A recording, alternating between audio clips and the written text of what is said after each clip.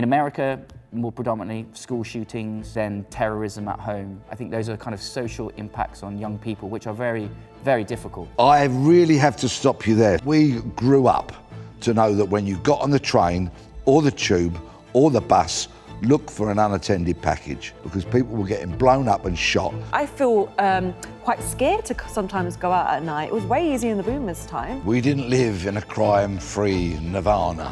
I would propose to you that actually we all rebel and refuse to answer this, and then we could all have agreement. How about that?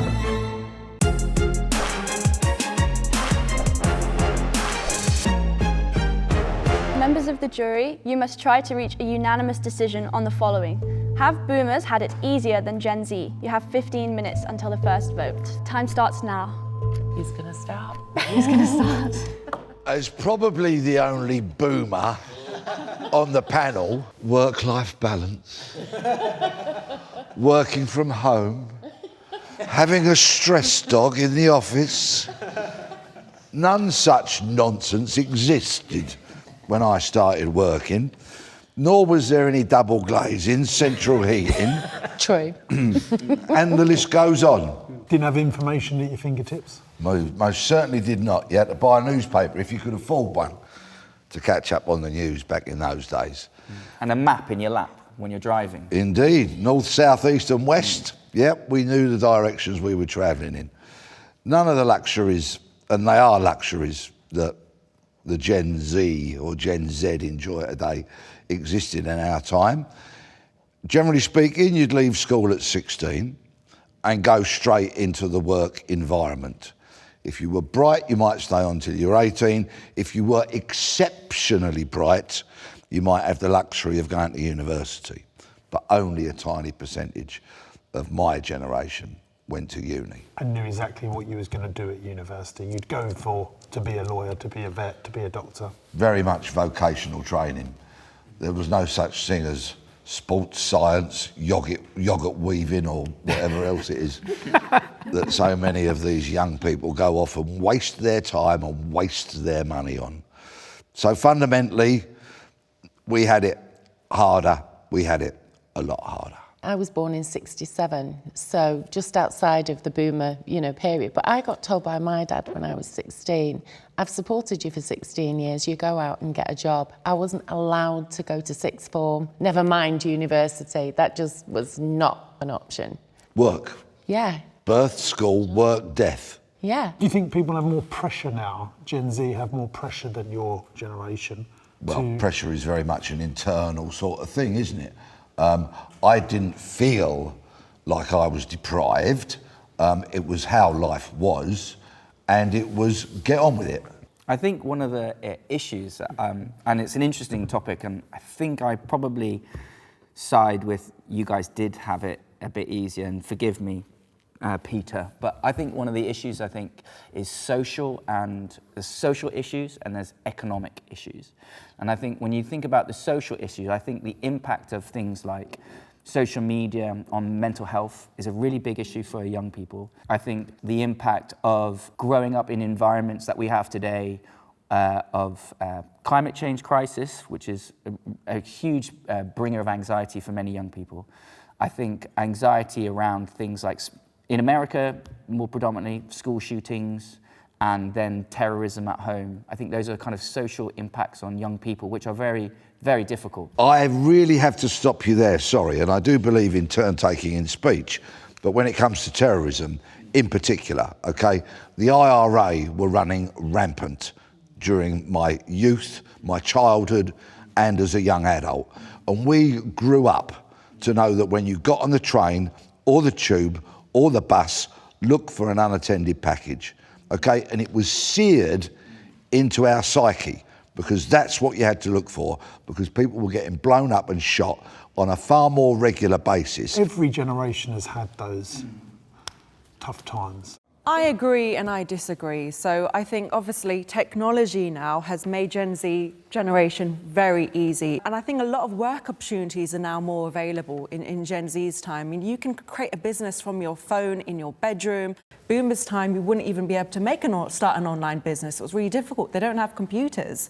So I think, yes, boomers had it a bit more harder. just where technology is going. But Chris, I completely agree with you. The mental health crisis right now is incredibly difficult. Anxiety's increased after the pandemic. It's been really difficult, even as a pharmacist. Most of my patients are below 25. They're all on antidepressants. It's just one large, long, toxic cycle. I think there's a bit of a lack of nuance in this question. And to be honest, I don't think this intergenerational conflict necessarily gets us anywhere, because we're talking about that instead of class, and I think we need to be talking about class actually. And I mean, you know, as we've covered, some aspects are better, some aspects are worse now. I mean, obviously, like rationing was still in place up until about 1954. So you know, there's an awful lot of hardship. Would I, as a gay guy, want to have been a teenager in the 60s and 70s? I don't think so. You know, I think I'll probably have an easier time now. But what we did see post-war was, you know, the post-war consensus brought us a lot more investment in social housing. It brought us, you know, free tuition, brought investment in the NHS, which enabled a lot of social mobility, which did benefit, you know, my parents' generation, and you know, obviously young people today, we have, you know, very unstable housing scenarios, and very expensive education, and as Chris alluded to, people are dealing with climate breakdown, which, you know, unlike the Cold War, actually, you know, doesn't require any buttons being pushed in order for, you know, significant harm to be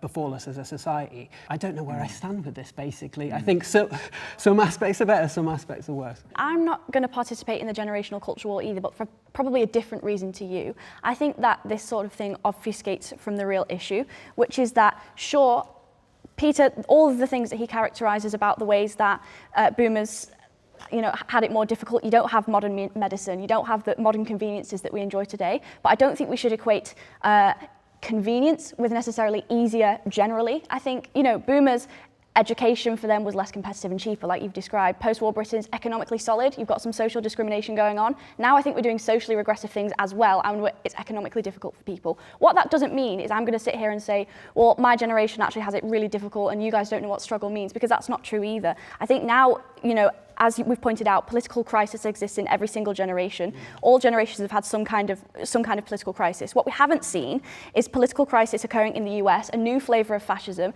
that takes on the character of white nationalistic views, and you know, like all these kind of aesthetics that are associated with the fascism we're seeing in the rise of the United States. I think that's important for this question because of the fact that the United States dictates the boundaries of what's considered necessary, important, and acceptable in society. I think that the rollback and the social rights that we may have enjoyed previously, that is happening at the moment, generates a bigger question than who's had it easier, the young or the old, because both young and old are going to have to deal with the ramifications of political emergency in the coming years.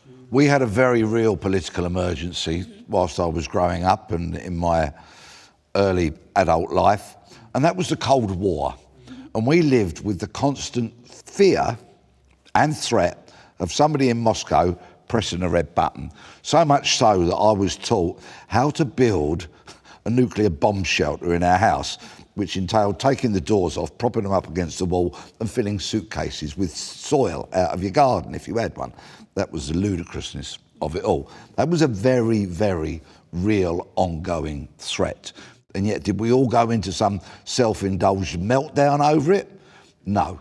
No, we listen, right. didn't. I think that this is the thing. So in political science, we've got a bunch of different metrics that will help us decide whether or not we're in a state of emergency. And the reason why I speak about emergency is not to be alarmist or anything like that. The reason why I speak about emergency is because we have objective measures that decide whether or not that's the case. Now we have this, do we know what the doomsday clock is? Mm-hmm. Right, so that's closer now to midnight than it was during the Cold War. To be fair, you can make the argument, well, nowadays it's kind of the same anyway, because there's no one like global government that's dictating whether or not we can like use nuclear weapons. If one country decides to annihilate another, treaties become meaningless. Pieces of paper are just pieces of paper, right? Which is why I'm not going to have the conversation of, sure, we're in this generational culture war and some people had it easier, and I'm not going to pit myself against you. I won't, because I refuse. I think that it's important that we address what's coming at the moment. We learn from people from history that dealt with the Cold War in the way that we did, and we apply it to today's politics through a slightly different lens when we think about the digital landscape as well. But we're tackling the question. Yeah, sure. And the question, I think, have boomers had it easier than Gen Z? You can say yes or no, and you can also say it's a moot point. So what are you saying? Yes, no, or moot point? Moot point. I agree. Yeah. With social media, one of the things that I think is problematic for the generation growing up is things like bullying at school or things like problems in class at school were things that were, on the whole, isolated into the classroom. And I think what I've seen in the young is that is spilling out into every moment of every day because of things like social media. If there was a fight at school between Dave and Joe, then that would have been dealt with at school and they would go home. But at the moment what happens is that fight is now filmed, that is then posted everywhere, everyone comments on it, and those kids are bombarded by imagery and messages, and I think that is problematic for our young people. On the bullying point, Chris, you are fundamentally wrong. Bullying very much spilt out onto the streets. And if you're a kid like me, who was a bit portly, not the fastest runner, not the greatest fighter, then you had at least, things changed. I don't think many people would mess with you, Peter. I thought I was sitting next to Sally Gunnell. I went in the gym. Yeah. Because you were in small communities. You didn't have this extended community like you do now online. And we can take this to a So macro. you were just a tiny community.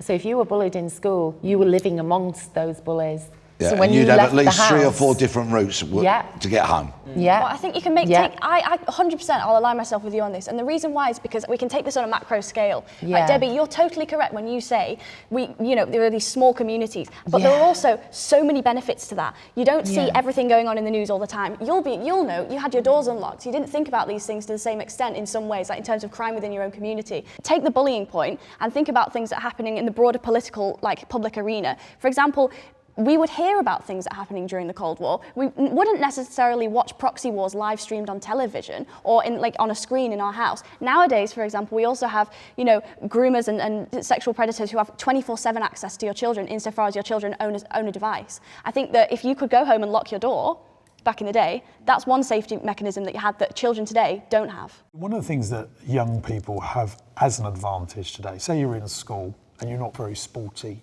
and you don't fit into the crowd, you can go and find an online community that really will love and care for you, which is a massive pro. In the same capacity, if you're a weirdo in school who's an extremist, you might be on your own. Nowadays, you can find your community online. That's what I mean. Yeah, exactly. That. So Yeah. it's You there's a didn't pro and a have con that to it, before. isn't there? You could be a nerd who likes video games and no one else at school really cares about it. But and nowadays you can find your But community. you would have been that nerd 40 years ago. But Might not have anyone, but at least in the evening you've got a community. But you see how that also white nationalism and other prominent political problems are exacerbated when you have this sense of community among people that are on the other side of the world who otherwise you would never have known existed. And I think that feeling of helplessness among the young generation, whatever time in history you're talking about, is always dangerous. It always leads to anger, disillusionment and crisis. And I think, the other side to what you mentioned there is we're now at a situation where we're having our interactions mediated via screens, which is leading to a huge amount of social isolation. Basically,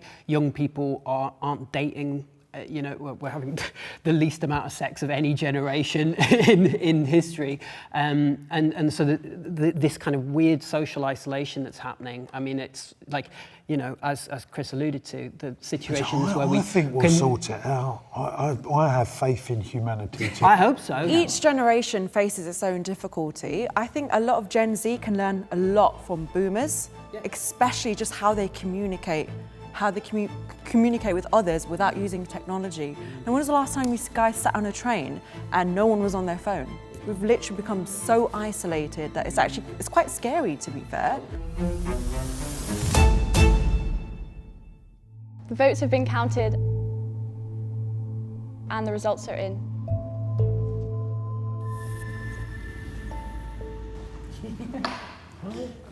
James is making a protest. Got to be on brand.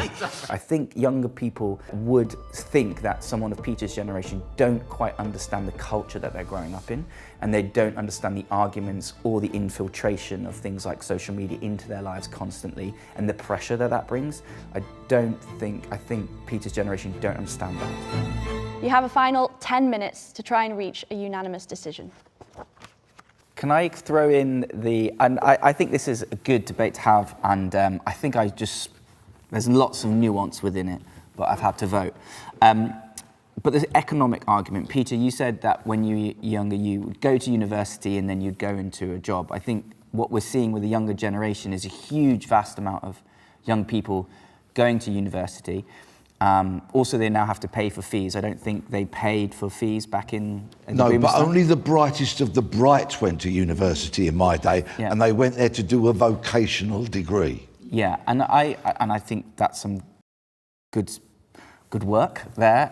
But I think that what you had the hope that if you did go, you'd get a job, and if you did not go to university, you still be able to maybe go into, and I'm not a historian, but like maybe a labouring job or a plumbing or working on the... Being a warehouseman at Woolworths. Being a warehouseman at Woolworths. I think a lot of younger people are complaining and worrying about that. They're spending all this money on their education, so they're paying to go, and then they're going and they're coming out and they're not getting into the jobs that they would want, and they're feeling a little bit disillusioned by the system of education. They've swallowed the lie. The whole nonsense whereby I think it was Blair set an arbitrary target of 50% of young people to go to university. Utter nonsense. But going to university is a choice. Same as when people talk about, the younger members of the panel, talk about the stresses of social media. That's a choice. I think with social media, I think there is a degree in which it's a choice, but I think it's difficult because, I mean, just... No, it's entirely a choice. Well, let me show you a simple, silly argument. A flamingo is pink because it eats pink algae, and it has a pigment that makes it pink. I think a lot of this younger generation... Shellfish is the answer you're looking for, Chris. I've talked about pink flamingos, but like a younger generation are growing up with social media being fed and infused into them. They're not necessarily choosing as much as a child. Everything around them is... Chris, a lot of young people are turning off social media. I think that's great, but they grew up with it. just can't be bothered with social media anymore. I would push back though on what Peter was saying about universities. I think we should uphold universities as sites of positive change. Because I just think they are. Only if you want to go there. Sure. I'm not saying it's not a choice, but I also don't think we should be getting into this realm of, well, now young people do Mickey Mouse degrees that are all nonsense degrees, and back in my day we did vocational things, which is better for some reason. But there are all kinds of reasons. Well, it is. Well, it's not, because there are all kinds of reasons why we enter into in education, and employment is just one of them. Yeah, and many young people enter higher education, in other words, go to uni, to swan about.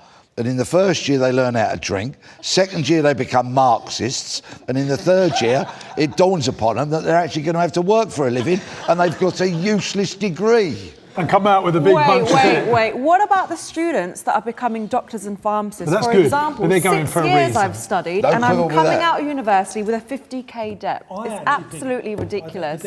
So expensive. I would say, well, I don't know the actual data, but I think you're in the minority in terms of people going to university because they know what the outcome is. Like they want to be a doctor. Why is they it want to be important that someone knows what the outcome of their education studies are? I don't accept your idea that everyone becomes bisexual, vegan, Marxist and stuff. But I think that, I don't know, maybe that, I don't know, like I maybe didn't you're touch the sexuality, I just dealt with Marxism. Well, look, what I'm saying is, there are all kinds of reasons why people go to uni, all kinds of ways that they deal with it. The King's A-level grades are absolute shit. They're not good. The King's A-level grades are not as good as my A-level grades. I think he had a right? career path mapped out before he went to exactly. uni. Exactly, he did, because it was mapped out for him. I haven't, right? So there are lots of reasons why we go to uni, lots of things that we do. Some people drink every day, some people put the work in and study. That doesn't mean that we should devalue universities as sites of positive change, because they split the atom. Universities have done powerful things for the good of human beings. We had Cambridge University during World War II, which is my university, defended itself. East Anglia was one of the sites of the most bombing in the country, and it defended itself. The students defended it. And Cambridge University fundamentally supplied most of the KGB spies in Britain in the post-war period. Anyway, moving on, that's a fact. I actually think young people have a pressure to go through the education system when it might not fit them now. I think that's a bad thing that young people, you must go to college, you must go to uni. No, I want to go to work.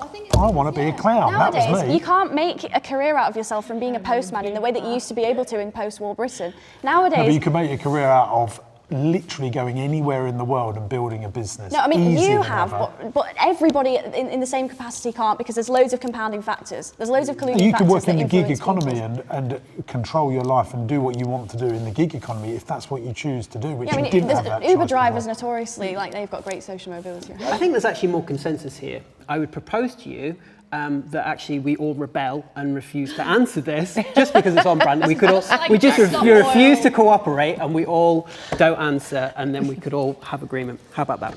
You're not looking at being invited back by life. They want me here for my rebellious spirit. That's what I'm here for. In my church, I've got a lot of young people in this generation, and they're really struggling to pay rent. They're really struggling to get jobs that pay enough. A lot of them are having to, if they can, stay at home, live at home. And I think that is a major difference between this generation and the last generation. I think building up of wealth is a lot more difficult for the young today than it was back then. I think there's I think I saw a stat, something about 49% at the age of 20 are now 25 are poorer than they were back in boomer times. I think if you want to build a business now from scratch, it is easier than ever before, because you can start on on socials and get your message out there. You can find niche audiences much easier than the generation before. You could build a podcast around a niche space and build a micro audience and become famous to a few, which you couldn't have done before. But everyone now has a podcast. The market is flooded with those kind of things. So while you could do it, it's not going to be as successful. Let me tell you now, there's 380,000 active podcasts in the world. And there's 7 billion people, so not everyone does have a podcast. Wow, that's a good stat, James. I didn't know, but... There are people on TikTok Yeah. who were previously on benefits, who are now opening their own business and buying houses to rent out, etc. These, particularly, I'm thinking of some single moms who were on benefits and really struggling, and now just by talking to people per minute they are paid for their content. It's never been easier to earn money. I think the average Joe is finding it more difficult to get a house, to get a job, and to build wealth. And I think it's frustrating when you say to people, you should just always be more entrepreneurial. Just be more entrepreneurial and you'll achieve good things, you'll have good outcomes. Because I think if it was simple enough, then everyone would just be more entrepreneurial. No one chooses to put themselves in a position where they're choosing between heating their homes and feeding their children. And I think, in a way, it speaks to the political emergency that we're currently in. I think the truth is there are people who do want to just sit on a sofa all day and do nothing. That is a fact. Well, there are people out there like that. If there are some people who want to neglect their children and commit crimes, like that, then sure, but I don't think that that's the vast swathe of the Western population. I think that would be a tiny minority. Speaking of crimes, let's go to another point we all miss: safety on the streets. How easy was it to walk in the boomers' time? There's knife crimes crazy at the moment in London. I feel quite scared to sometimes go out at night. It was way easier in the boomers' time. We didn't live in a crime-free nirvana. Okay. There was two brothers in this city called the Craze that were not. We certainly didn't, and yes, violence was prevalent. It was, of course, less publicised, and to that I bow somewhat in terms of the publicity about the detrimental elements of life are more accessible to the young. Look at the wrinkles. Look at the baldness and tell me I didn't have it harder than Jen.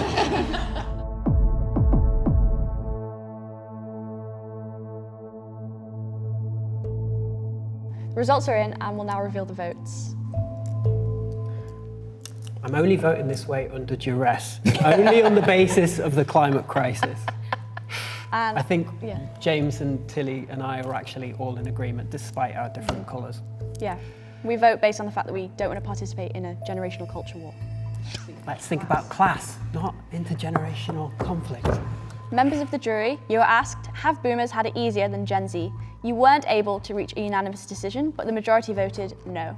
I think every generation just loves slagging off the generation before, saying they had it easier than me. I was surprised a little bit. I thought maybe some of the younger guys would fall more in favour of the younger generation. I'm always happy to be on the winning side of a debate, especially when it was so relevant, because I was the only boomer on the panel. Maybe my words were listened to. I worry about the Andrew Tate effect. Why do you keep talking about Andrew Tate? Is he the only person you can mention? No, he's very prominent in how he influences young men. He's one person. And there's a lot of trafficking that happens that isn't also on the internet. What is exploitation and what is a choice?